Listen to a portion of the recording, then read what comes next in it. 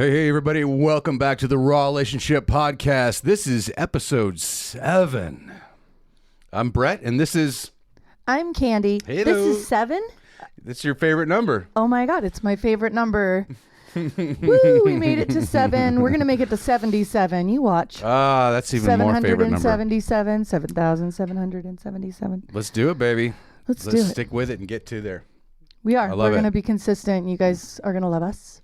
I'm bound and determined. She's going to make you love us. Manifesting. This episode is one we drew out of the box last week. It's one I've been kind of dreading, but this is going to be the 5 love languages. And to be honest with you, we have sort of mixed feelings about this whole thing. We do. So we're going to do a quick overview of how this whole phenomenon got started. What are they? And we're really going to dive into, is this really the best thing for a relationship? Are there pros and cons to adhering to sort of the model of the 5 love languages? And are there better models out there besides this? Because so many people get so attached to this one particular model that, is it really the best thing? I completely agree, and I feel like there's 5, and they're saying you're 1. So we'll go into that during the episode. That's my about it. That's my blah. I don't know what to call it, but you're wearing your glasses. You look handsome. Oh, shoot, I forgot to take them off.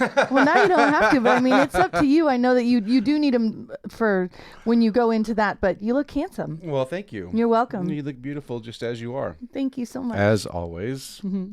It's getting me blushing already. I meant to take these off. I am going to have to show the world my readers for the first time now that we're on the YouTube, which, by the way, we're on YouTube. So if you're listening to this and you want to see the episodes, our previous episode 6 on sex toys and porn. That's our first one that we put on YouTube. That's pretty crazy, actually. But why would we pick that one to go up first? I don't know. It just worked out that way. And because it was that episode, I wore a sexy little outfit. That's worth checking out all on its own. So the link to our YouTube channel will be in the show notes below. This episode is going to be a little bit different because, as we said when we pulled the topic out of the box last week, we actually said for the first time we're going to do some research about the topic that we're going to be talking about. It's going to be raw, but with research. So right. it's guided, exactly. Raw research. There you go. Yeah, because for the first 6 episodes, we didn't do any research. We just were talking off the top of our heads about topics that we've experienced pretty frequently, and that we really have some, I don't know, experience, I would dare to say expertise about. This one, the more I started to dig into it, I realized that there was really a couple of great articles, and one of them was referencing the other, which was on a clinical research about the 5 love languages. And they speak so much better and with more expertise than I do or can. So I've sort of compiled bits from each of those articles, and I'll reference those in the show notes as well. So if you want to read them, you can see what we're talking from. I think that it's good that you decided to go more clinical on this one. Mm-hmm. I appreciate that you did research, and I feel like everybody out there listening is going to really take a lot more from it than us just joking back and forth about our opinions on love languages. But I think there's 6. Do you want to know what the 6th one is? Whiskey. Whiskey is my love language. Whiskey is my love language. So tell them what we're drinking today. Today we've got a throwback. We are drinking Bullet Rye. This is like our sipper on a regular basis. If we go anywhere, we've got a drink. Oh, yep, sorry. Cheers. Sanjava. Sanjava, everybody. We're drinking Bullet Rye. This is a throwback. We usually take it with us anytime we go on vacation to a hotel, or it's just basically our go-to. It's like my warm little hug when I need a hug. It's my temper calmer. It's my after-school special. It's actually a very popular whiskey. It's just got all of the right flavors. So to Bullet Rye, and just the makers of Bullet Rye, thank you. It's one of my favorite whiskeys. We actually were introduced to this whiskey by a good friend of ours. LT. Yeah. Shout out to LT. Shout out to LT in Puerto Vallarta. Yeah, enjoy Mexico, bitch. Somebody's jelly. Just because we saw I'm a little jealous. Yeah, right. We'll get out there. We got a vacation coming too. Which we're gonna be talking about later because it's a ways away. Anyways, let's move on. No. Well, on the Bullet Rye thing though, as you said, LT is the one that introduced it to us. She's such a committed fan. She actually tattooed it on her. So. Oh my gosh, that's right. That's right. She got it tattooed on her arm, I think. I think it was leg.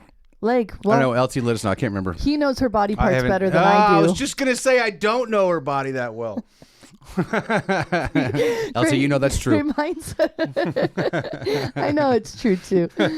Jokes and jokes and jokes. But LT and I worked together for many years as bartenders, and she actually introduced us to the Bullet Rye because I was on the Bullet Bourbon, and we really enjoyed that. And she was like, "You need to try the rye," and she makes a fantastic old fashioned out of it. But on top of that, yes. It was just her birthday a couple days ago, so cheers, happy birthday, LT. Oh yeah, and it's our other friends' birthdays. Yep. And Taylor's birthday's on the 16th. Right. So all the March birthdays. So as we record this, we have friends Chris and Becca. Happy birthday to you. That's happening right now. Yes. But you won't hear this. Yesterday. You're right. You won't hear this for another week because we record in advance. Yeah. And Tay. But it's a good thing we told you in person already. And Tay, our daughter, her birthday is coming up next week. There's a lot of birthdays in March. I think March is a really popular month for babies. So what is that? So it would mean that you conceived in June. 12. Is that right? Well, that's the popular wedding month, so that makes 79. sense. Oh yeah, Honeymoon okay. babies. There you go. Honeymoon babies. All right. Well, now, happy birthday to all the March babies out there, and it's St. Patrick's Day coming up soon too. I'm super excited about that. That's one of our favorite holidays. One of my favorites. We dressed up our 10-foot skeleton out front that we keep up all year long and just dress him in different things. We had him in hearts and googly eyes for Valentine's Day, and right now he's wearing a green shirt with the baby Yoda on it that says what does it say? May the luck be with you. May the luck be with you. Yeah. And we put one of my kilts on him. The weathered Graham. So he's wearing a kilt and some St. Patrick's gear. He just looks like a badass skeleton. His name is Link. He's the Scotsman who's out there to celebrate St. Patrick's. Well, how else was your week? My week was good. I don't have a whole lot to talk about except for finishing up This Is Us. I think that was this week. Maybe it was last week. I don't remember. Right. But that show did so much for me. Even just doing this podcast, it really gets your feels. There's just, God, great writing, great characters. I think I cried pretty much every episode. That's basically just the way that show goes. If you guys haven't watched it, I definitely suggest it to you. Yeah, we highly recommend This Is Us. That was, man, we blew through 6 seasons of that in less than a month, maybe. We would actually start watching it when I got home from work around like 5, 6. We'd make dinner. Yeah. And feed the dogs, and then we'd start watching it, and we probably stayed up till like 3 one morning. So, sometimes you'd be be like, to be at work in 3 hours. One. You know. All right, one more. It was really. I was just blown away by how well it was written, and the ending came, and we didn't even realize because we thought actually there was a couple more episodes. The ending came, and it was perfectly done. I think there's a lot of times when you finish a series and you're like, that's it. Or a series ends because they got canceled and didn't know. So it leaves you on a cliffhanger. I felt like the writing was so smooth from season 1, episode 1, all the way through the last episode of season 6 that it just flowed so well and covered all the bases, and it kind of wrapped everything up nice and neat. With also leaving a little, because it followed so many timelines, it left a little open ending for, these characters. You can choose whatever they did going forward. Right. But anyway, well done. Cheers to you. This Is Us. I know Well you done. won a Great bunch of show. Emmys. This Is Us. Yeah, obviously that's It's why. been done a long Great show. We won't give any spoilers, but you get your box of tissues out, y'all. Mm-hmm. Worth it. It's worth it. And it just came up on Netflix. It's one of those shows that all of a sudden shows up on Netflix and becomes a #1 show, even though it's been out for years. Yeah, so I'm really glad that we noticed it. Definitely getting its resurgence. It is by like being #2 featured on Netflix. there right now. Yeah. So, Well, I was even a coworker of mine was like, "Hey, have you guys been watching This Is Us?" I'm like, "Oh my god, yeah, we just started that. They just started it." So a lot of people are starting to see it for the first time, and if you haven't, we recommend it. yeah, take a minute. And there's a lot of love languages in it, honey. There you Wow. go. They're really, you know what? I just thought about that. What a great thing to bring up. I really Nice didn't think about segue. this. There are a lot of love languages in that movie or that show. There really are, and sort of fights over it, Lots. disagreements There's a over it, lot. coming Oh my together gosh. over it, that sort of thing. Yeah. Oh, Well played, honey. thank Well you. played. Yeah, I'm proud of myself about that little nugget just jumped in there somewhere. But yeah, there it is. So let's get started. I want to hear your point of view on this whole subject Well- because you did such great research. Well, I guess that remains to be seen, but there could have been a million things that could have delayed us from even starting this podcast. Well, we don't have the money for better microphones, so let's just wait until we do. We don't have the time. We don't have the expertise. We don't have the experience. There's so many things that we talked about. We're like, no. And we just said, let's just start. There's no better way to learn and gain experience but by doing it. So we're learning as we go, and I'm enjoying the process. I'm enjoying it so much too, and I've been finding, a lot of people really like crime podcasts, so I might have to plot a murder. As long as it's not of me. No, I didn't get more life insurance. That would be, on you. yeah, I know you got more life insurance. All right, so we're not true crime, but if crime happens between us, She did it. yeah, it was her. Oh my gosh, that's so funny. No, but we are just as good. We've got a lot to share, and I'm really glad that we did get to the podcast because I know that a lot of people have already said they love it. So I'm excited and humbled to hear that. That's so cool, and I know it's just going to grow. We're going to stay consistent. I know we're building a library of episodes, and I really feel like down the line, more and more people are going to sort of discover the podcast and be able to go back and listen through these episodes that we're doing now. I'm really not concerned with the number of downloads and everything that's happening right now. We're just more concerned with let's put out a good product, let's stay consistent, and let's just try to make each episode better than the previous. give somebody something to talk about. Yeah, really. And that is overall our goal with the whole thing is to really help relationships, help people, help even singles who have been in or are looking for relationships. I mean, all of that is part of Help people relationships, not right? end up on crime podcasts. We have a plan. Please listen to us. We're going to help you to not end up on a crime podcast. Yeah. Well played. Thanks. I like that. All right. Having said all that, let's go ahead and Let's get into go. our episode. All right. So 5 love languages. Where did this even start? First of all, it started as a book written in 1992 by Pastor Gary Chapman. Pastor Gary Chapman. Did you ever read the book? No, I did not. I will go into how I'm afflicted by the love languages talk.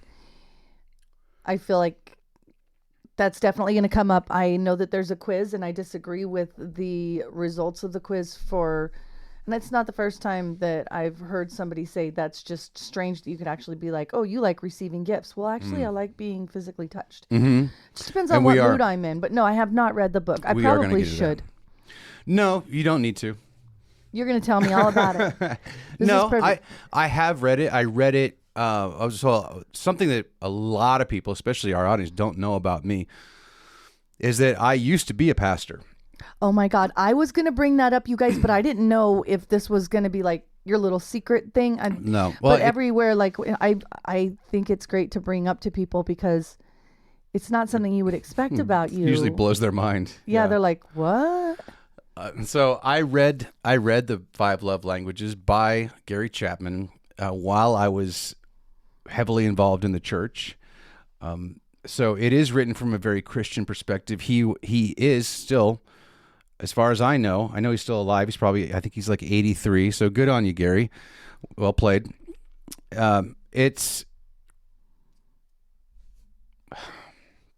It is written from a very Christian perspective. He was a pastor and a couples counselor, and he just started noticing a lot of things reoccurring in the people that he was counseling, and we'll get into more of that in just a second. And that's how he ended up writing this book. This book became huge. Tons of people latched onto it in and out of any kind of religious or church setting. It turned into an internet quiz. People love taking personality quizzes, and I think that was a big part of what pushed it forward. He gave people something that you could kind of put in a box and identify with. It's like and a grab cheat onto. sheet. It's like a cheat sheet. Right. So Yes. I think a lot of it was directed at parents because kids have love languages too. I think that, to be honest with you, I think that came out a bit after, because he started to realize, and I'm not saying this is any kind of money grab or anything, but it was like, oh, this is really taking off. Oh, okay. Let's do love languages for children. He has love languages for military personnel. Love language. It just kind of kept growing and growing, kind of like Chicken Soup for the Soul. Like, oh well. If this I read that worked, book. right? I read a couple of those. So if that worked for this, then we do Chicken Soup for seniors and for dogs and for it just kind of keeps going and Chicken going and soup going. for your dog. I'm pretty sure I that's made that out there. yesterday. So real quick, especially if you're listening to this and you're listening to a relationship podcast, you probably know what they are. But real quick, we're going to go through them so we don't have to, so we can reference them without having to describe every time what we're talking about. Can I say a little thing about an opinion real quick? Because you brought up that this has kind of got the Christian background behind it. That Yes. Christian push. When you're listening to us talk about this, please understand it is the origin is religion. Don't make it about that. Don't feel like, you're not going to have anything to do with offering these types of things or involving yourself in understanding or just being the best version of yourself through understanding the language of love, period, because you're not religious or Christian. It doesn't matter. Love is the universal language. That's the way I look at it. So Absolutely. And I didn't bring it up to be like, this is, something that you need to be a religious to adhere to or follow. I'm bringing it up merely as just so to explain the origin of where this came from. And there's a point I'm going to make a little bit later that speaks directly to that. awesome. And why it has this sort of slant to it.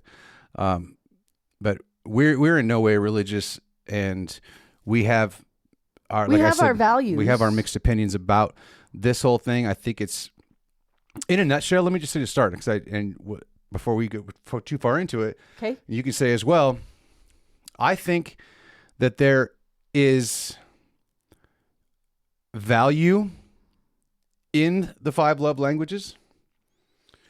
I think there is also a number of cons. It's not a be-all, end-all fix to a relationship.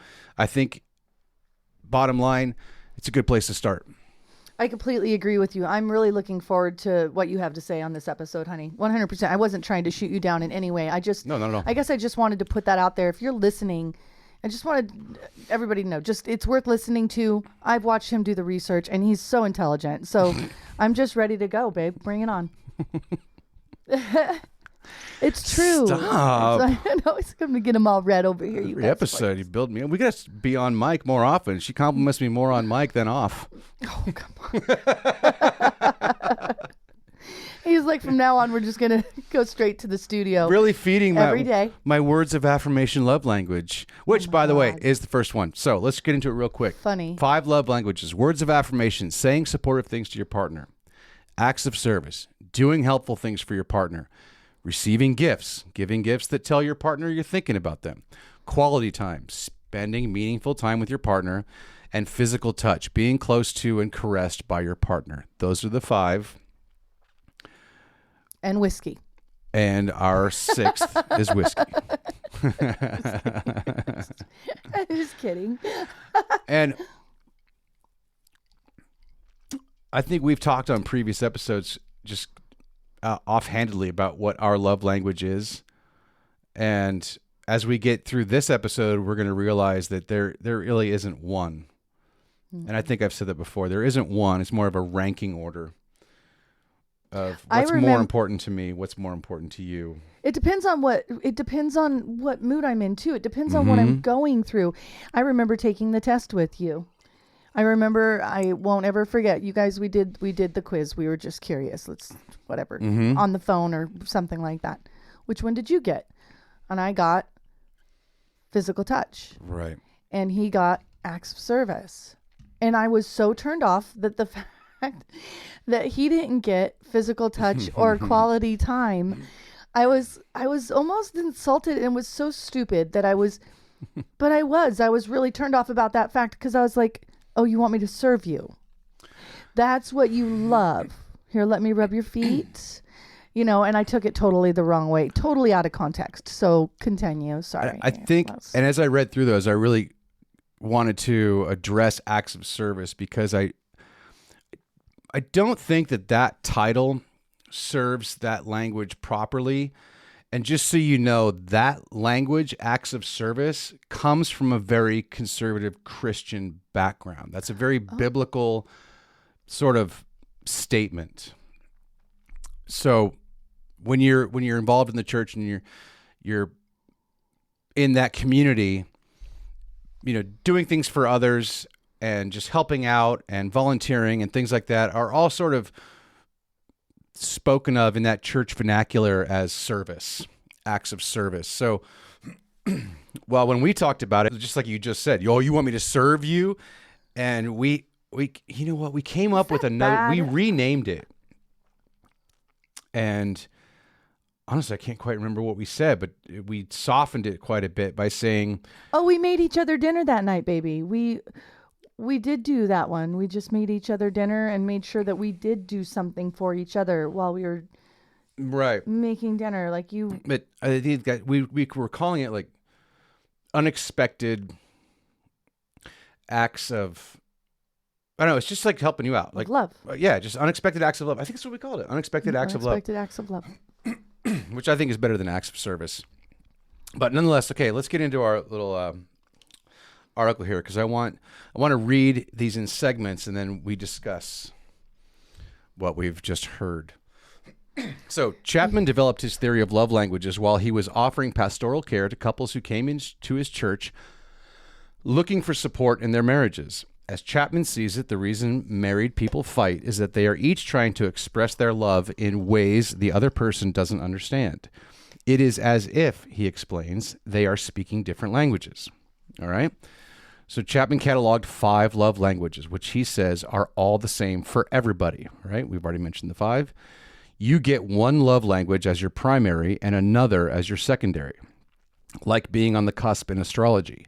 You aren't allowed to have more than that. Ideally, you and your partner should have at least one in common. To pick your language, you take the personality quiz at the back of the book, now available online, right? So we talked about internet quiz and that. So Chapman's model comes from his observations he made as his time as a pastor. Now, here's the thing. Chapman is explicit about the demographics of the couples he worked with. They are white, heterosexual, conservative Christian couples. This book is structured on the assumption that the wife will stay at home and care for the house and the children, while the husband goes to work to provide for her.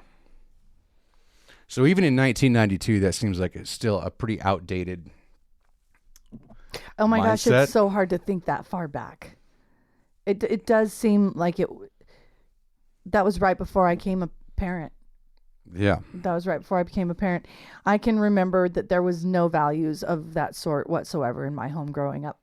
I can tell you, having come up in conservative Christian churches, that is a still prevalent mindset. Okay. So I included that just to say this is who he was writing about and this is who he was writing to. Okay. And so I do see successful households that are around, that do follow the guidelines based on God's word or their religion, or, what the idea of success would be in their household for a happy family. I've seen it. I'm not saying it's anything bad. Well, that's great that he's put it into words and everything. I do feel like it needs to be a higher, wider spectrum of people. Mm-hmm. Wider spectrum of what's demographic. Absolutely. Thank you. I got the word. There you go. You didn't have to struggle for it. I didn't even have to struggle. You guys don't drink yet. Don't drink yet. I think, like I said, I believe that's an outdated mindset even for 1992, 30 some years ago. It's even more outdated today. Completely. So what he was basing his findings on was from a very, very narrow demographic and what I believe to be an outdated mindset of what a relationship or what a marriage should look like. Well, you were in the thick of religion, so I was. you definitely got the right to have I know we have an episode and base coming that up, opinion. a topics in the box somewhere that it will probably go into much more detail about my experience with that and how I ended up where I am now. Did you say meow? Right? Meow. Where I am, meow. I heard it. All right, I'm going to continue on. Critics, however, point to Chapman's rigid and conservative gender politics, most prominent in the earliest editions of the book, and the lack of scientific basis for his theories. Love languages, they warn, can be too inflexible to be practical. If someone identifies their primary love language as gifts, they might unconsciously downplay the significance of spending quality time, being physically affectionate, engaging in deep conversations, and so on, says Gideon Park, a co-author of a recent psychology paper examining the academic research on love languages. This could create a narrow understanding of what constitutes love, hindering the richness and diversity of emotional connections. That is a really, really interesting paragraph, especially for me because it's conflictive, and that's how I feel. Okay. I'm conflictive about the love languages. I feel like they are successful. I also feel like there's just too many specifics and required for you to be handling them properly or find success in them. I feel like if you do have one, you don't have to have it in common. But it depends on how you feel, what your love languages is, and what you're going through. I also feel like if you do have one that's important at the time, the other ones being kind of sprinkled all around are extremely important. We talk about this all the time, babe. Communication isn't on there. I guess words of affirmation. But I feel like a love language is definitely communication. That's huge. Absolutely. Honesty. And these... I think what that paragraph was saying is that when you take a quiz and you're told that your love language is physical touch, then you focus solely on that. I don't feel loved unless I'm being touched. Well, here's you think people actually do that? That's 100% that's their reaction to. So people are taking this that seriously that they're actually doing the quiz and they're going, all of a sudden, I need physical touch all the time. So now if you don't touch me, you don't love me. And kind of almost like a brainwashing type thing, if you get that serious about your love language being so specific that you actually center everything around it in your relationship. Yes. And also that you downplay the quality or the effectiveness of the other love languages. God, good point. Okay, so that you're not touching me. Well, yeah, but I did this for you. I got this gift for you. I told you how beautiful you are. I encouraged you. I told you I'm proud of you. All of these different things that fall under the other four languages. Well, that doesn't mean anything to me because it's not physical touch. It's so funny because I did a little bit of research too, you guys. Just, I don't know, we spent a little bit of time this morning doing research because it's important to us to have a good podcast for you to listen to. And we really wanted this one to have a good basis. So the research that I did, baby, was a YouTube video. And it was just that. It was this guy drawing on a board, basing it all about that.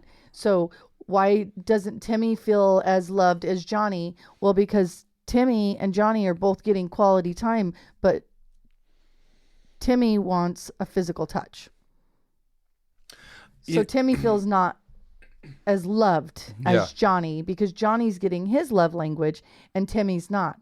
But they're both getting quality time. Okay, I love that. I think this is where a great place to break into, because I know you did much more of the research into like how kids have love language. And I know that's Yes. been something that kind of stuck with you since we even put this topic into the box in the beginning.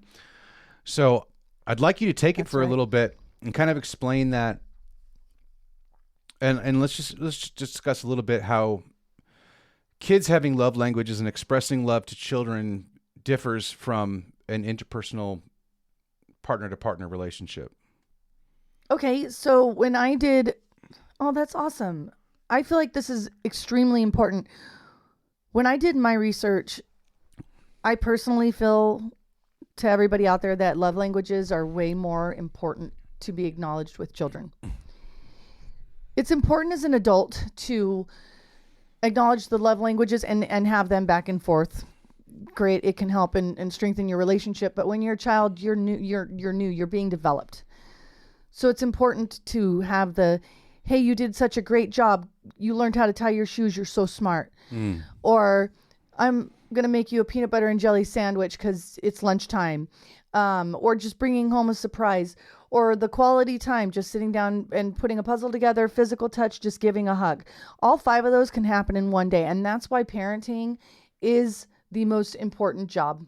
And people say, oh, she's a stay-at-home parent or he's a stay-at-home parent. It's not that hard. No, you're not supposed to just put your kids in front of a TV. I am not going to be a hypocrite in this. I was a very young parent. I was not the best. I will completely admit that. I wish that I knew better. God, it goes right back to what if I knew then what I know now. Yeah. But I didn't. I was 19 and it was a beautiful surprise. And I built my life on that. I didn't know what I was doing. But looking back, I wish I would have given those love languages way more often than I did. I got caught up. So I think I can also say I've made way more mistakes than successes as a parent. Hindsight's 2020. My question about all of that is how, okay, in a relationship, this whole idea of having 5 love languages is that you start to realize, hey, I'm lacking in this. So you open up a conversation to talk to your other about it and you better communicate to one another. How do you know what your kid's love language is at any particular time? Again, I don't want to say, oh, I should have turned you off. no, you can turn me on if you'd like. But oh, you're talking to your tablet. I was talking to the tablet. Okay. How do you know? Kids aren't going to come up to you and be like, hey, Mom, I need more words of affirmation. No, they're not. And okay, so I think it's great that you asked that too. If your kid is constantly wrapping their arms around you or jumping up on your lap when you're sitting on the couch watching TV, having your own time, or just constantly just kind of wants to be like this on you, they probably have the love language physical touch. Now, that kid might also put that aside one day because they just want to spend time with you. It's not just about the physical touch. They want you to make cookies with them. So it is something that's hard to navigate, but I think kids have all 5. I guess that's my point. I think kids have all 5 love languages and you just have to do all 5. And I also feel like if something is lacking in a kid, especially all 5, you're going to end up pretty screwed up because so one of the researches that I did had to do with a love tank. Your love tank starts when you're a kid. Okay. And your love tank starts to get fuller and fuller through your love languages and through your experiences and through your development. But if your love tank is not even, no water's put in it, no languages whatsoever, when you get older into your teenage years, you're going to be looking for them. So you're going to make bad decisions. You're going to, the first person that holds your hand, oh my God, physical touch. I've been waiting for that. Even in an abusive situation, you're not going to leave because you finally got it. So don't starve your children of any of these love languages. Don't. They're all so important. When you're a kid, the world is so big. I'm even getting emotional about it because it is. Yeah. I think what we're going to, hopefully it doesn't sound like a broken record by the end of the episode, but all 5 and even more that aren't listed by Pastor Chapman are incredibly important to not only your partner, but also to your children. And they're all important. They're all important, but I think you make a great point that as an adult, you have more of the ability. And so I think touching base on this, babe, is really kind of in your court for what you've researched as far as how it affects adults.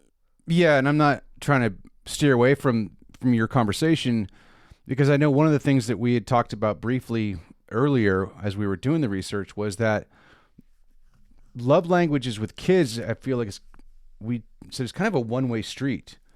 You're not going to get the same reciprocation of, I realized that little Johnny, he loves getting gifts.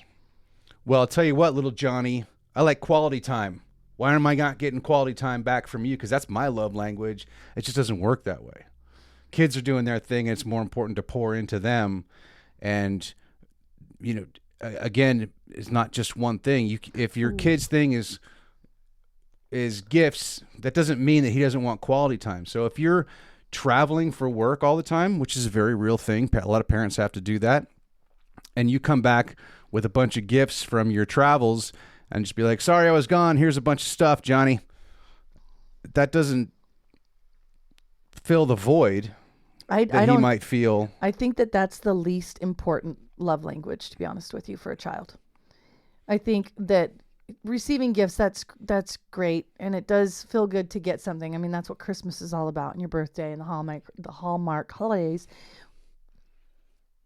But I completely agree with you 1,000%. And you actually sparked something in me. Receiving gifts, you're like, okay, so it's one-way street, right? Mm-hmm. So do you think you can actually instill a love language into a kid by doing it so much with them? Like, if you constantly give them a gift, then they're all of a sudden, it's really important to them to be able to give you a gift back. And they don't feel as good if they can't? Or I think that's a great point. I think you can. If all they know is that this is what love looks like, and so I love my parent and I want to give them love back, and the only way that we know to do it is to give gifts, then yeah. And if they can't, but the thing is too, kids just make handmade gifts and they're like, here, I made this for you, and it's gold to a parent's heart. It should be to get absolutely. those gifts. I think. But I think gifts. I'm sorry to cut you off, but before we get off of gifts, I think that's one that also these short titles, as easy as they are to digest, can be sort of misleading about what the love language means. So it's not just giving gifts; it's giving a gift that shows you that I was thinking about you. Mm-hmm. And I'm really, really, really bad at this. I'm not a good gift giver. I have a hard time every time holidays come around trying to figure out what to give somebody. But when you get a gift that was given to you because someone said, I heard you mention this 6 months ago, or I know that you're into this kind of thing, and this is something that would help out with that hobby or journey. You know what I mean? That sits with you and go, wow, you actually really thought about this gift and put some effort into it because you know me and care about the things I'm into. It's exactly what happened when you gave me the Couples Adventure Challenge on Christmas. Oh, yeah. Because you knew that I was healing and I was in a lot of pain, and you wanted to make sure that I didn't forget how to have fun, and you wanted us to have fun together, and you knew that was something that I needed, quality time with you. Mm-hmm. So that's a great point to this whole thing, is that receiving gifts as a love language is probably the bottom of your list. I think they're all important, but yes. But that was important to you. It was. So it's not a wasted effort. It's not that's not my thing. I don't feel love from you because that's not my like what we read earlier. Is based on this book and this quiz, you're allowed a primary love language and a secondary, and that's it.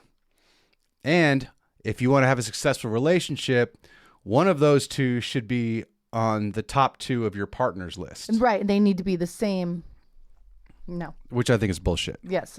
Complete BS all the way. And, I've actually heard people in relationships talk about, well, I got him this and I got him that and I got him this or whatever. And he never gave me anything. Mm-hmm. And it affects the relationship because, okay, that is their love language. I think it would be hard to be with somebody who constantly expected me to give them a gift. Right. I mean, as far as gifts. But you just keep showering the person with them. And then if they don't do it back, eventually, it's resentment. Yeah. Personally, I could never receive another gift for any occasion and be fine with it. I just don't care so much about material things. But when I do get a thoughtful gift, it does strike a chord with me. It goes, aw, I appreciate that. Yeah. But I'm not looking for it. I could care less, honestly, if I don't get any. But that's just me. But I'm a giver. I'm a You gift are, giver. and And I'm not, receiving gifts isn't my love language. So, but I love surprising you. But neither is giving gifts isn't really you know that receiving gifts isn't my love language and it doesn't mean a lot to me, but you do it all the time anyway, just because you love me. And you go, hey, I saw something and I thought maybe think of you. Yeah. I saw you struggling with this and I found an easy fix that came up online. I bought it for you. That happens all the time. And all of those are meaningful to me. Mm-hmm. And so that. But he still wants me to do things for him because he's his acts of service. No, that's no. I'm just saying because that was. It's just that I appreciate when you do. When we did the quiz, though, I'm telling you. No, it's just an appreciation when you're like, hey, listen, I took care of the dishes today because I know you've been really busy. Because that's like we've talked about on multiple episodes that's a chore. We split all the chores here. We do. We're not pink and blue. We're purple. Yeah, we split all the chores. And so when you're like, hey, listen, I noticed the kitchen was dirty, and it's kind of your turn to do it, but I know you were tired, so I did it. And that to me is like, oh, thank you. That really means a lot to me. That's really must have busted your balls yesterday when I made you take the trash out because I couldn't get the bag out of the can without it ripping. Oh, and I had to carry the entire can out to the wheelie bin. Seriously gonna do it. I was gonna take the trash out. I was on it. I was cleaning the kitchen. I was gonna take the trash out. It wasn't your job, but yeah, it ruined my whole love language. She just crushed it for me. Yep. I thought you loved me, but then you made me take out the trash. And then you had to take a nap. You were so upset. I was upset. I had to cry into the couch. You had to give him a nap. Yeah. He was like, time out, nap. Okay, so what do you think about, how do you think the lack of love languages can make a couple fight? Like, do you think that it's an easy thing if there's a lack of it in your relationship, that it's just not going to work out? Is that a weird question? If you don't understand love languages, or you don't even know about these, and you don't care. Okay. Are you a bad partner? No. Well, I'm not going to say bad partner. I'm going to say, okay, I'm going to say this. I'm going to say this without putting too much stock into this whole 5 languages deal. That part of what I do appreciate about this model is that I believe it's true that different people feel love in different ways. And that can fluctuate from day to day, from hour to hour, week to week. Experience to experience. Correct. And that's something I'm actually going to mention soon. But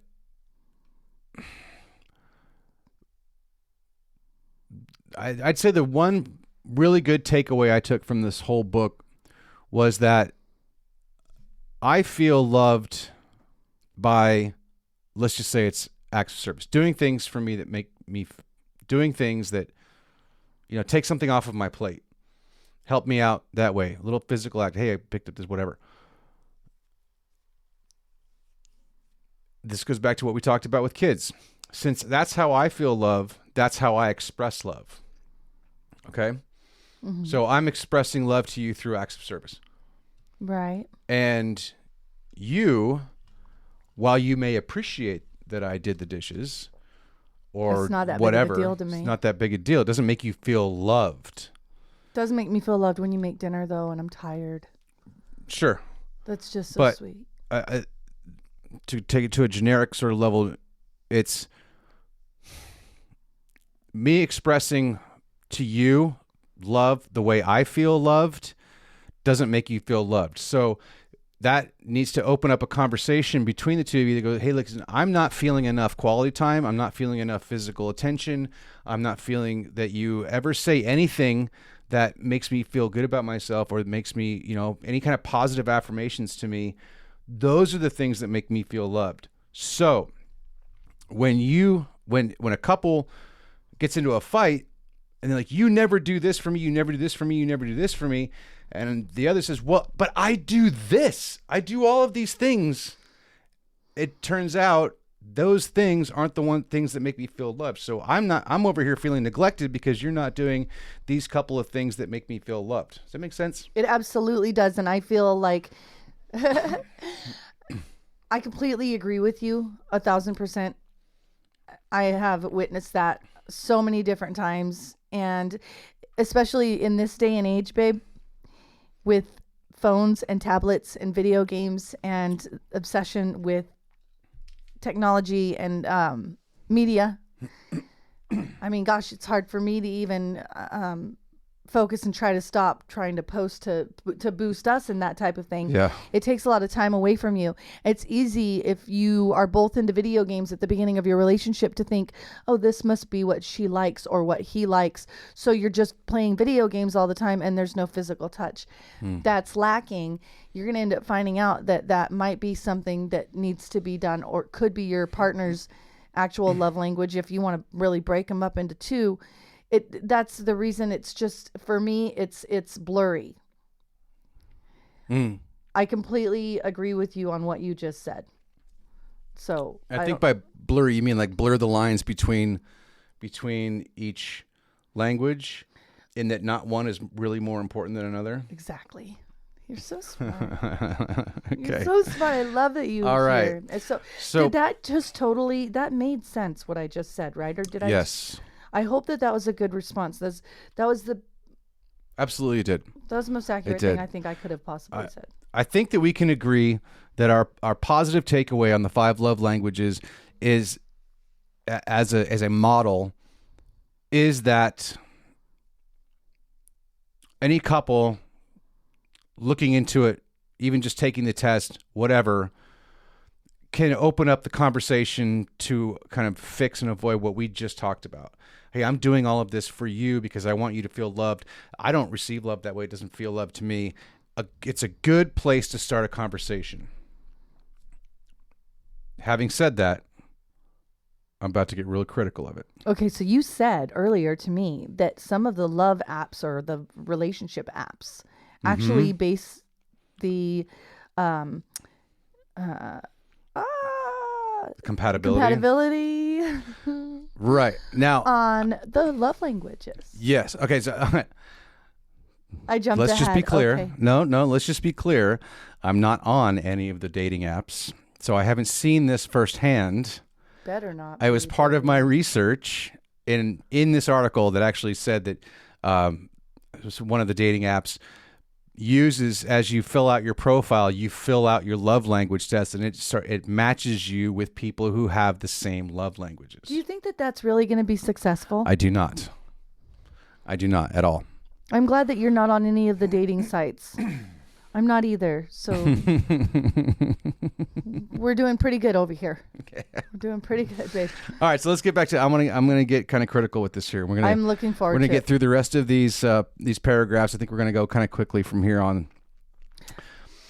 The scientific research into love languages is mixed at best. The paper Park worked on under lead author Emily Ippett lays out 3 foundational tenets of the 5 love languages, which the researchers then checked against existing relationship science research. The 3 tenets are the basis of Chapman's arguments. There are exactly 5 love languages. Everyone has exactly one primary love language, and when you match languages with your partner, you're happier. According to the literature review from Impet and others, there does not seem to be empirical evidence for any of these 3 principles. The paper finds few consistent results between studies about how people experience love. Still, When researchers ask people about what makes them feel loved, the reasons they list don't necessarily have to do with ideas like words of affirmation or acts of service. One study in 2013 found that their subjects listed acts that sorted themselves into categories of sacrificial, intimate, quality time, supportive, and comforting love. Another study in 2010 found that subjects thought it was important when their partners made an effort to get to know their friends and talked about the best ways to deal with fights. Okay. Which is something we covered 2 episodes ago. Yes, and yeah, we're doing good on touching base on all relationship angles for sure. My opinion on that is it's just like twin flames. It's just like that. It really is. When something takes off, it takes off, and it's going to go in a direction, and you can make it any monster you want to make it. If somebody believes in it, they're going to believe in it. It's your mountain now. And now you can make that mountain as big as you want with whatever you want. You can say specifics. I'm not going to say this is a cult or anything like that, but if somebody believes in you and follows this, they could actually ruin their relationship feeling like you don't have the same love language. And I think what this study was showing is that they're blowing out of the water that there are only 5 love languages. Yes. That people feel loved in many more many ways. And I suppose someone could make the argument, if you really wanted to try and break down the 5 that are on the board, that, well, those fall under this in some sort of umbrella way. But really... Where do you think honesty falls under? Yeah, I can't... I'm not that person that could try and... I'm just saying... Make all of these things honesty, or... I turn the volume off. Why are you doing that? It's okay. It's not a big deal. And comforting love. Like, how do you follow... I can't make them fit into there. It just means people like us. We're getting notifications that people are reacting. I wish I knew how to turn that off. Let's see. I honestly feel like it's like the 10 Commandments, which sounds silly to say. There's just so many. You could say so many things that could fit into one. You're just grouping it all together. In all reality, how important is that one that you're putting in the other? Yes? You just were like right into my next point. Oh, perfect. You guys, I really don't know what's going on. She hasn't heard any of this, by the way, just so you know. She hasn't heard any of this that I'm reading off. So that was perfect. So Impet, the researcher, and the others argue that it's all a losing battle to try and fit the way people love into pre-existing categories. A more comprehensive understanding of how people communicate love, they write, would require a bottom-up approach. A good researcher would let people tell them what they thought love languages looked like rather than imposing their own categories on their subjects. When researchers do work with Chapman's 5 categories, they tend to find that people aren't willing to confine themselves to one primary love language. When people are asked to rate the importance of each love language on a scale of 1 to 5, they tend to give all 4s and 5s. If you try to force their hand by designing a test that makes them choose one, the same person will end up with a different answer depending on how you administer the test. That's basically saying you can't... the proper way to do the research would be to talk to people and say, how do you feel loved? What makes you feel loved? But right at this time. Instead of saying... It'll be different tomorrow. Sure. But instead of saying, out of these 5, which one is you?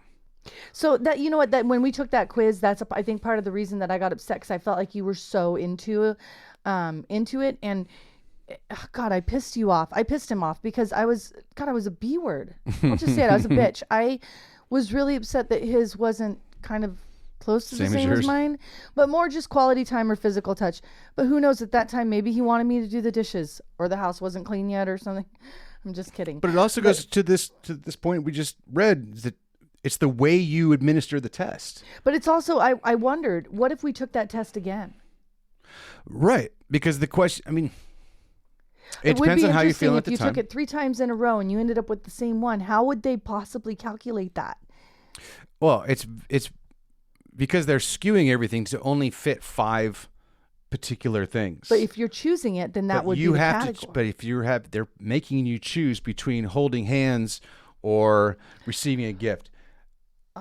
it's designed to make you funnel into one of these 5. The point of this research is to say, don't tell people this is the 5 categories you have to fall into, which one works for you.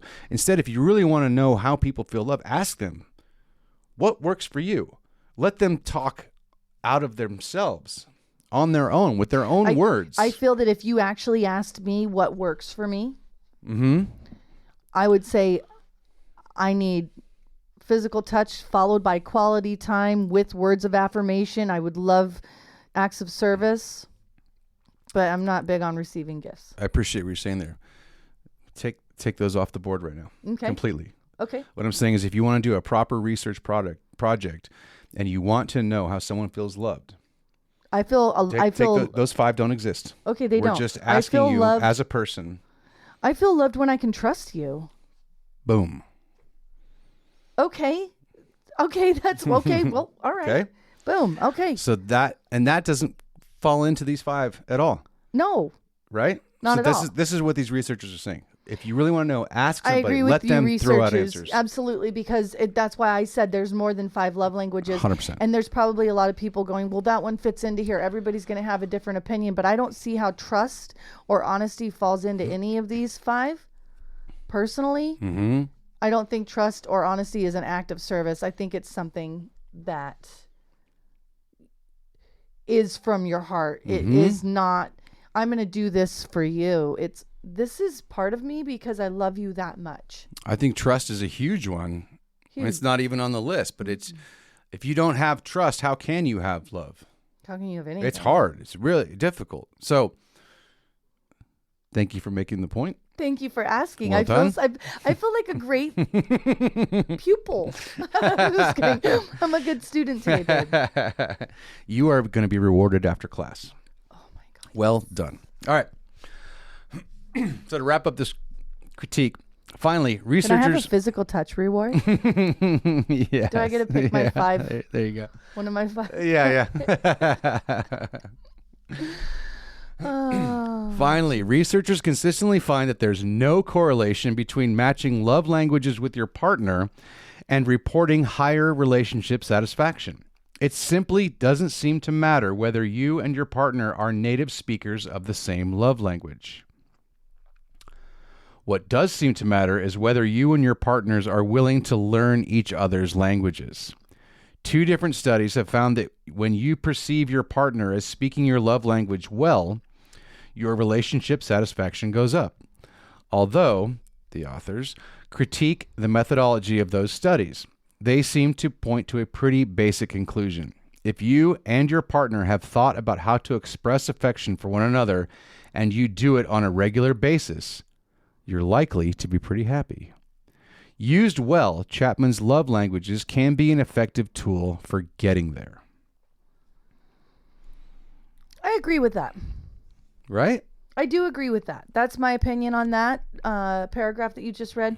I agree that it's a vehicle to a possible success in a relationship. It can start the possibility of succession, if you will. But if you don't have honesty or trust, none of this matters. I think it goes to what we were saying earlier, that Chapman's model is a decent starting point. I agree. And a very easy entry level point for people to sort of open up the conversation. It's like Love for Dummies. Yeah. Just kidding. I'm just kidding. Which is why it works for me, because I'm a dummy. I honestly had a lot of those books, and I'm not a dummy, but it's like a 101 thing. I think it is good. I feel like this is a great discovery, and I feel like this is a great, it's like kindergarten. Oh, I'm big on explain this to me like I'm a 5-year-old, whatever it may be, because it's so much easier to comprehend. So I think an interesting thing about this first paragraph that I read was it doesn't matter if you and your partner are native speakers of the same love languages, but that you're willing to learn to speak. So I think you should know how to speak each love language, period. Well, what they're referring to is when Chapman says you only have one primary And your partner should also have at least one or two of your same language. So that would mean that's your native love language, right? Your primary, your secondary. So the two of you are speaking those primary languages. But if your languages are totally flip-flopped and opposite, whatever, as long as you're willing to talk it out and learn how each other feels loved, then it doesn't matter if it's your top language or not, which is bullshit anyway. There's no top. There's not a ranking. There's no way to categorize. It's not. I'm not going to even say it. There's no way to categorize this, and I'm going to bring up a really good point, and I hope it's a good point. I actually feel like it really is. I feel it's important to know how to express all 5 love languages at any point in time. You don't, it's like spin the bottle. You have no idea what anybody's going through at any point in time, any day. And this goes for any relationship, you guys. Friendships, family, spousal, boyfriend, girlfriend. This goes for any relationship you have. They're maybe basing this on love only in between an actual relationship like this. I feel like these are really important all the way through. Coworkers. Okay. If your coworker likes quality time, maybe go outside, and have a cup of coffee together or something. These are just important things. If you notice somebody is nudging you that I kind of need this right now, it's not going to be the same thing every time. But if you give a shit, do it. Take a minute and do it. If I come home, baby, and I am sad, and I've had a rough day, which love language do you think I'm going to need? You're going to need some quality time. It's exactly what I want. It's exactly what I want. I want to need you to ask me what's going on and kind of sit next to me for a little bit. Just kind of talk to me about it. And under that, it's going to have to be some comforting love, some physical some understanding, maybe even some patience. Yes. But yeah, especially. And then if I come home from work one day and I'm super excited and I'm doing really well and everything's good, what do you think my love language would be that day? Some physical touch, some words of affirmation. Words of affirmation. Just I feel good. I want to know I look good. Yeah. Does that make sense? Absolutely, because you come home and you've had a great day because maybe you killed that balayage. Oh man, I killed them balayage. And you come home and you show me pictures and you're like, I'm feeling really up and I'm feeling good. Man. Look at this. Like and I just go, correction? Yeah, cool. But I made you dinner. Yeah. You're like, oh, thanks. But really I could use some, yeah, babe, that looks great. Good job. I'm proud of you. You killed it. You do it for me. I think it's just built in you when you have a really good relationship to have all 5 love languages for each other. Yeah. Listen, it's not that like we sit here and assess every situation throughout the day with, okay, which of the 5 do I respond with now? He's lying. You just fucking do. He's got like a note board out in the living room on the couch table, the coffee table. With all the red strings attached to it. Okay, if she says this, then I could do this. And if she says this, I string it over here and then say that. And there's a couple of photos on there. If this is like my life is like a choose your own adventure. If she says this, I do this. Yes, choose your own ending. Oh my God. I love you. I want to continue. I love you. I want to continue with this. The love languages might be a flawed concept, but they speak deeply to thousands of people. Partly that's because people love a personality quiz, and the love languages come with one. God, remember when Facebook was first starting off and everything was take this quiz to see if you're take this quiz. Yes. Which Marvel character are you? Which DC are you? Which Smurf are you? Oh yeah. People love a personality quiz. So this comes with that. It's just fun because you're like, okay, well, which one am I? Because I know I want to be Smurfette or I want to be I don't know, the Hulk. Gargamel. Okay, fuck you. Oh man, I'm gonna take it again, and it turns out to be somebody different. Yeah. So how accurate are they anyway, right? But you're right. Yeah. But they're fun. They're fun to do. Humans love them, and this it's entertainment, model baby. It's comes with it. Yeah.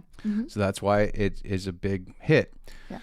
Okay, but Chapman also has a key insight that he was able to express with the straightforward and intuitive metaphor of different languages. That the way that you express and experience love might be different, from the way your partner expresses and receives, or expresses and experiences loves. Now, that's a valuable idea. If I had to pick one reason, this is a quote, why I think many couples find Chapman's books to be helpful, says Park, it is not because they learned their own or their partner's love language, but because it gets people to identify any currently unmet needs in their relationship and opens up lines of communication to address those needs.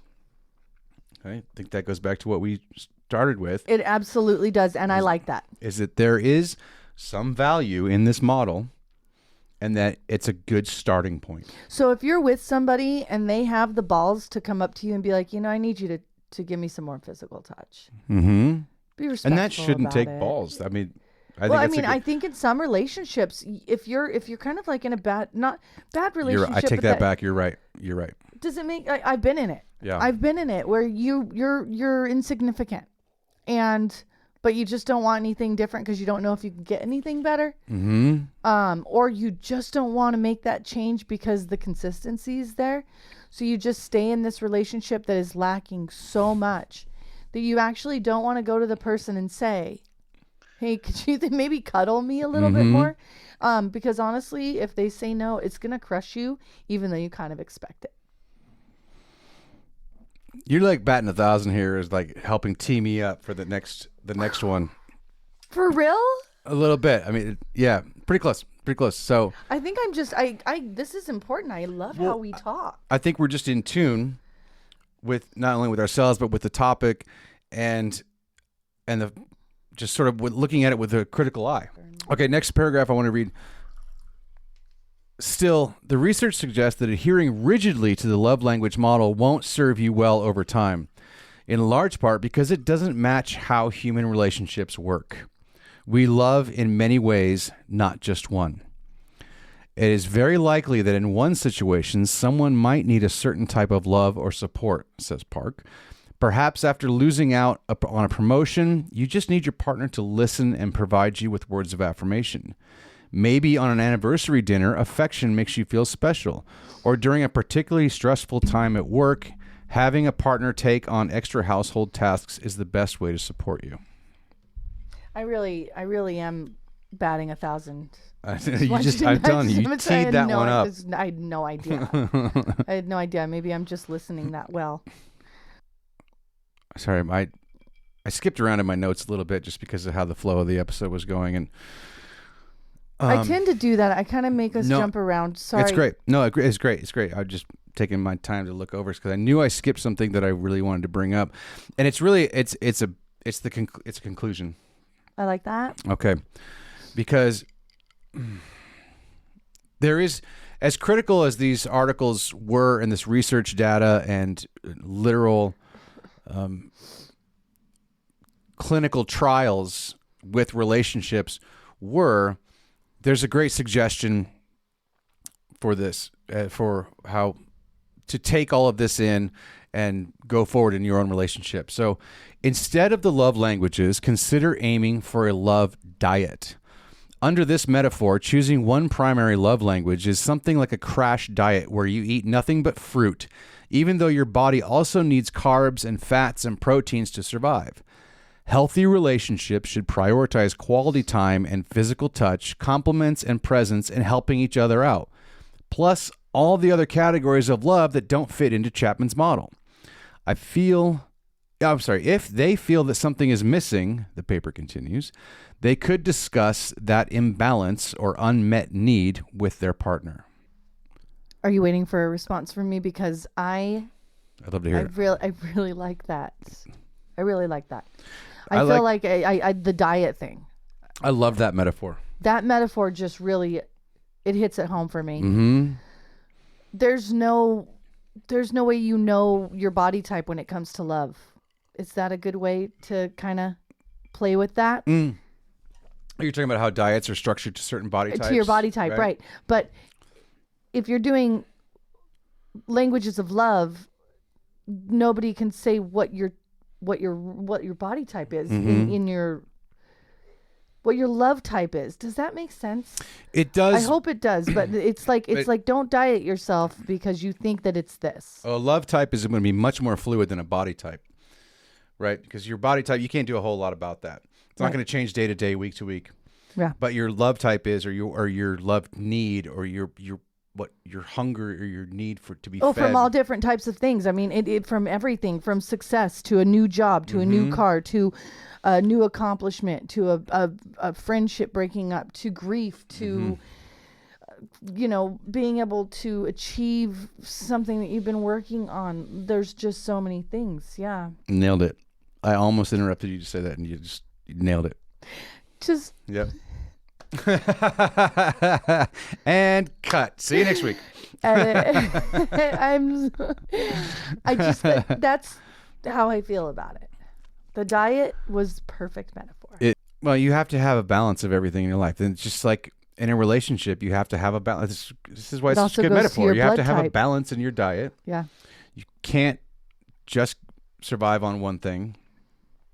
One type. You can't just survive on carbs or just protein or just vegetables, or you need all of those things to balance out. And the same in a relationship, you need balance. You need a balance of different conversations and different types of love and different types of affection and different types of attention. All of those things balance out a healthy relationship. Do you think that there's anybody out there that actually strictly lives by this? The 5 love languages? Yeah. Like I don't know. This is mine, and if this person doesn't do it, then obviously it's not going to work out. Honestly, I do. I don't know anyone like that, but I do believe that there are people that have subscribed so wholeheartedly to this that they're like, nope, this is it. I am words of affirmation, and if you're not that person, then you're not for me. That's really interesting. It's probably out of desperation to just have a successful relationship, but it's actually subtracting from it, don't you think? 1,000%. Yeah. Yep. I hope I didn't bring you to your next paragraph. No. Okay. But I'm going to wrap it up on this one. All right. Gary Chapman's 5 love languages taught a lot of people how to start talking about their needs. It might be time for the conversation to evolve, perhaps over dinner. Simply put, love is not akin to a language one needs to learn to speak, but can be more appropriately understood as a balanced diet in which people need a full range of essential nutrients to cultivate lasting love. It keeps all expressions of love on the menu and invites partners to share what they need at different times. Impet explained, it allows for the fact that people and relationships aren't static and can't be categorized into neat boxes. Boom. Done. Boom. Done. I think what our conclusion is, I would like to know yours. I was going to say, I like that it says it keeps all expressions of love on the menu. Going back to the metaphor from the previous break.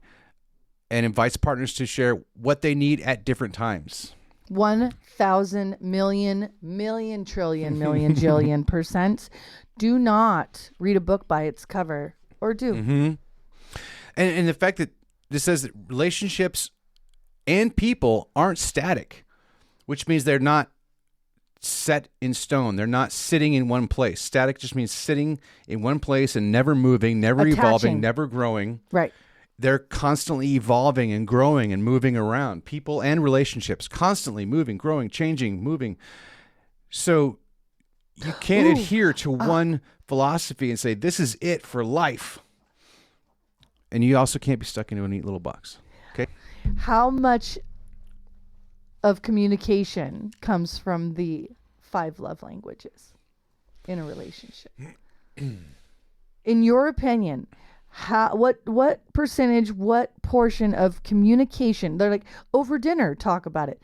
What portion of communication actually is applicable through the 5 love languages in a relationship? I'm going to answer that like this. I don't believe that, I don't think that any one or even combination of the 5 quote unquote love languages breeds communication in particular. Mm-hmm. I believe that just having a grasp of the entire concept of love languages is the start to conversation. Do you think it provides better communication if you have a grasp of it? I think it does.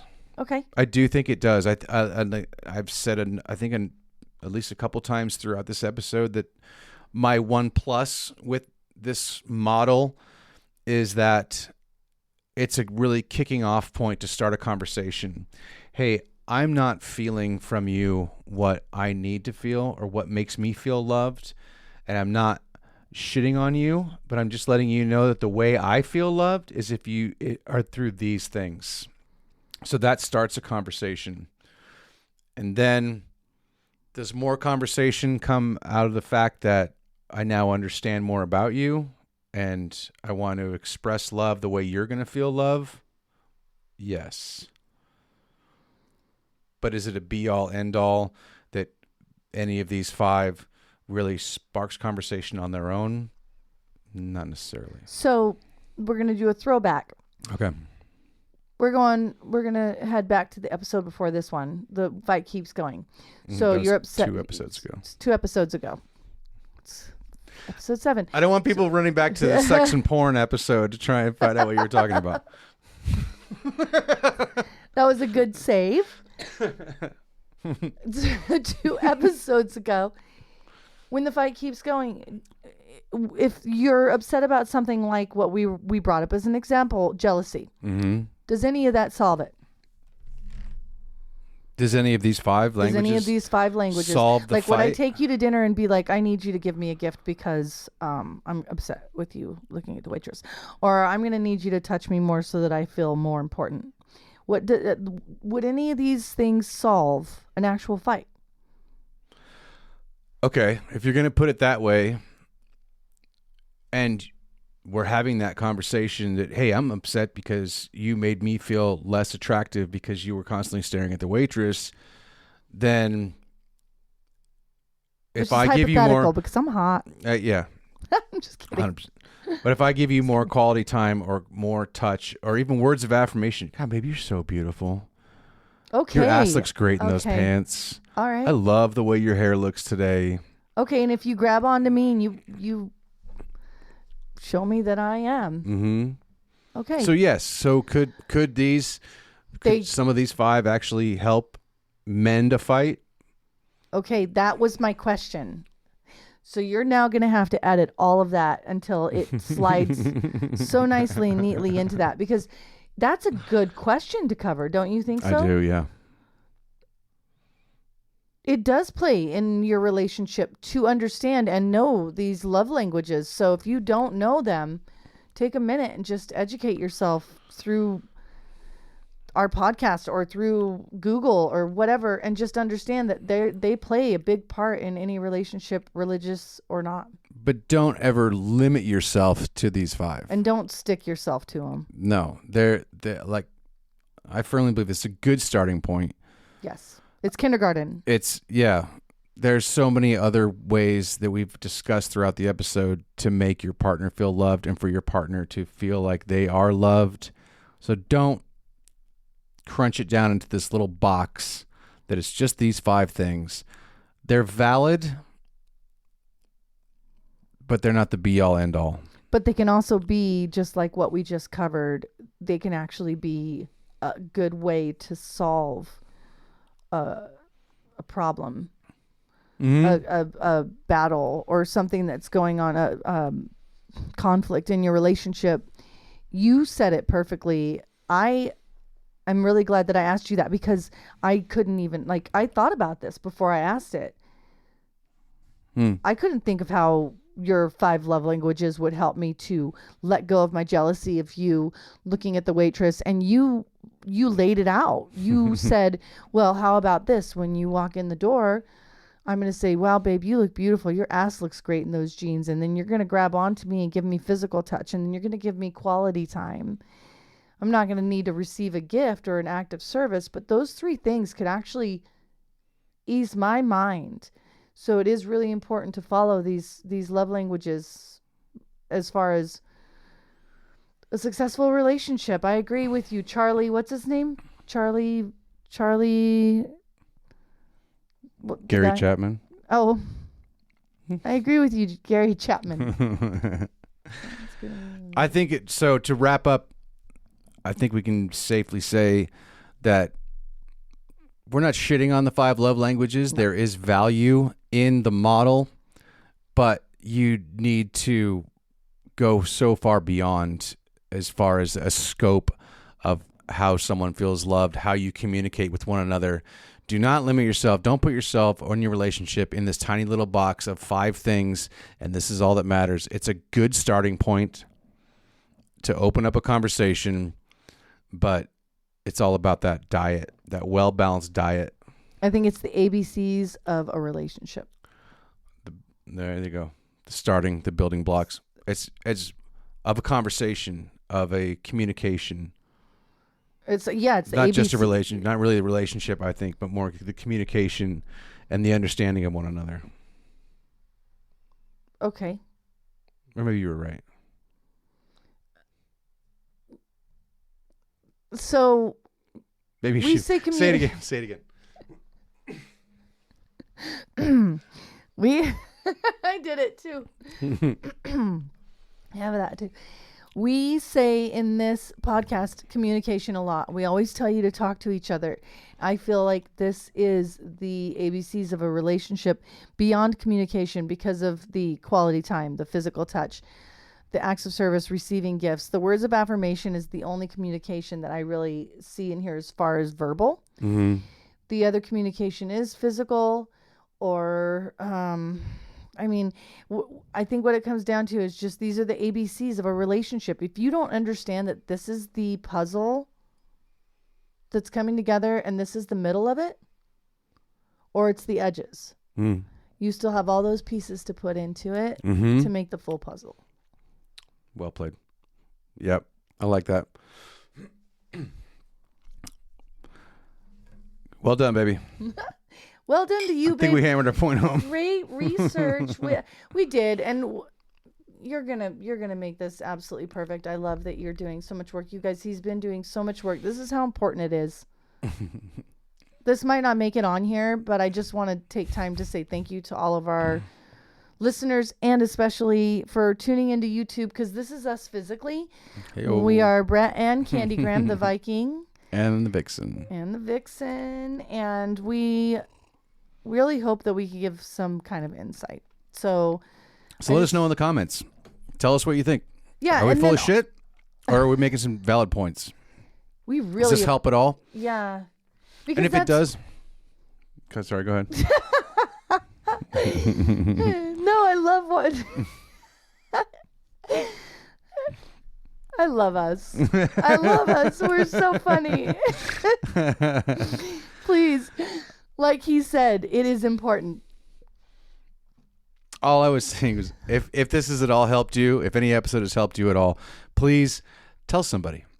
Tell a friend, hey, go listen to the Raw Relationship podcast. I really like this one particular episode where they talk about this. You might like it. If you hear somebody going through something that's something that we've talked about, tell them, hey, check out the Raw Relationship podcast. Word of mouth goes further than anything. You know, everyone says rate, review, subscribe, which does help, but please just tell somebody. Yeah, because if you tell somebody, it could help them. That's what we're about. I wish that there was something like this for me to hear. Yeah. I really do. That's... Yeah. God, truth, honest. That is why we're here. That's why we've made this studio in our home. This is why we put all the work. This is why he's learned everything. It's because of you guys. I like saying studio because it's such a much more glorified version of spare bedroom. Which is what it is. We are not broadcasting from a mansion. We do not have an everlasting pool. No. Or wait, what's it called? Infinity pool. We do not have an infinity pool. Or a podcast studio complex. Or a theater. Or a bowling alley. All right, baby. I really enjoyed talking with you today. Same, baby. It was a good time. Ditto. Oh, did you have Oh, shoot. something you wanted to bring up? I really hope, and I really mean this. I probably shouldn't say it now, but I really hope you don't have to cut too much down. We have to get in my box. Oh, geez. I almost forgot the box again. Okay. This is how into it we get. This is how into it we get. We are passionate. One of these days, we're actually going to create segments. We'll have maybe little bumper music that goes into it, We and we'll might actually have some bloopers. Woo! Yeah, the B-roll, all the B-roll stuff is going to end up on the socials. So the Instagram, the TikTok, that's where you'll find all of our blooper stuff.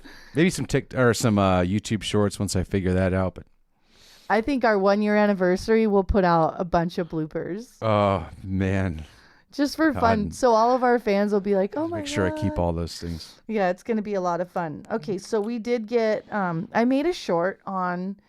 So I'm handling the social media, and I'm doing the best I can. So I'm the one who did this reel, and somehow I did it wrong. So it's just whiskey on ice, right?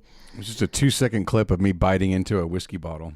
And I misunderstood that somehow that's how long the music went. I thought that maybe it played the whole song while it was on there, and I think I've since kind of figured that out. We did get a comment though. Your reel sucked. No, I'm just kidding.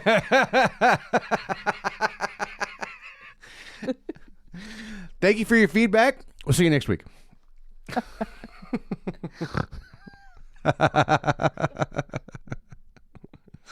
Oh my gosh. Okay, oh gosh. You laugh like Snagglepuss sometimes. I love it.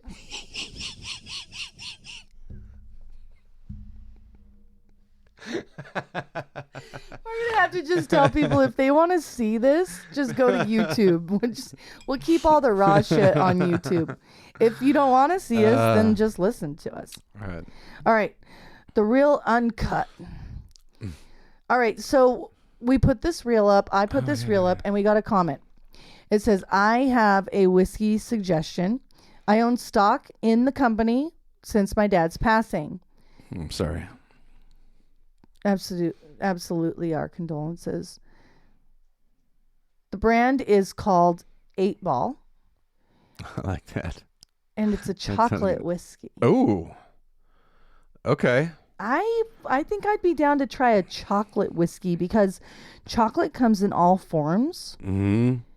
And I bet you with the wood, the smoked wood and the bourbon with a whiskey and a chocolate and like a...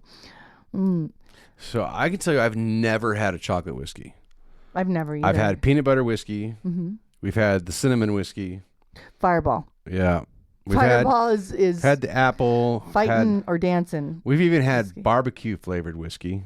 Oh, yeah. That one that one was actually not bad, but it does taste like barbecue sauce. Yeah, which is great while you're out grilling. So anyway, needless to say, I'm excited to try this. I'm not typically huge on flavored whiskeys, but I really am looking forward to try this. So all right, we're going to search it out. We're going to figure out where to find it, and we will have that on an upcoming episode.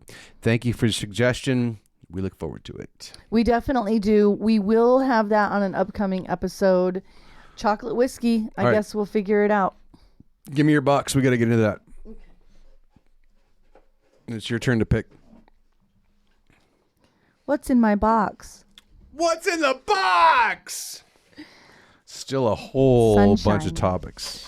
Oh my gosh, I'm so nervous. I want it to be a good one. I want it to be a good one so bad. Please be a good one. I reserve the right to veto. Everybody loves to hear. Let's make it something really good. Really good. Really good. Oh. She vetoed her own topic.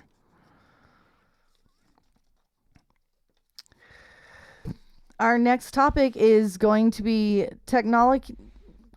Mm-hmm. Words are hard. You know what? I've been adding water to my whiskey. I have been extremely good. I think I just get nervous talking so much. Technology addiction and how it affects your relationship. Okay. This could be a good one. So that goes into like video gaming and social media and just on your phone all the time, on your tablet, that kind of thing. Is that where? Yes. Okay. All right, baby. All right, baby. Thanks, everybody, for tuning in. Thank you. Love you. Please drop us a comment. Do we love you? How do we love you? Which of the 5 love languages would you feel loved in the most? Please comment below. For us, it's whiskey. Cheers. Sláinte baby. Sláinte. We'll see you next Tuesday.